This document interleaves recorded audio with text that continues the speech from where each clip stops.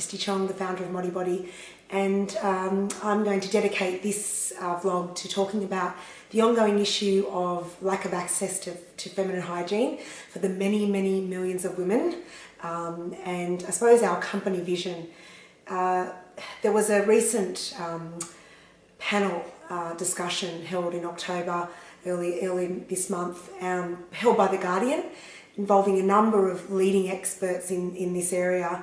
And they brought to our attention the fact that while many people think, why don't we just give them more disposables and more disposable products, surely all these big brands could throw disposables at women in need, that's actually not the solution. And there are many other issues that these women face. These issues include the lack of menstrual education in the first place, which makes periods an actual taboo. There's a belief that more menstrual education needs to happen, not only among girls, but among young boys as well, so that they don't feel ashamed when their periods arrive. There's also the issue of when these girls go to school, there's lack of access to bathroom facilities and toilets, so they can't change their hygiene. There is the issue of lack of affordability, of course, and governments not giving any support in that area. And there's also the issue of a lack of understanding of how these products are used. So for some women, they believe a product like a tampon may impact their virginity.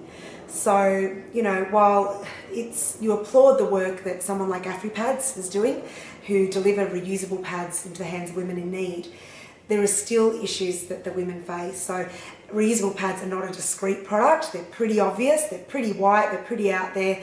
And when you're washing them, of course, it's a feminine hygiene product. So because it's not discreet, some women will not use them. And then for some women as well in these countries, there's lack of access to running water. So while the reusable products are still one option, they cannot wash the product, which means they're not sort of hygienic. The way forward, which was discussed on this panel, was we really need to invest in education, and I think we all know that. We need to look at partnerships through AfriPads and other organisations like One Girl, and we also need to look at innovative products. And I do believe that having a product like Modibodi, there is a potential opportunity to help.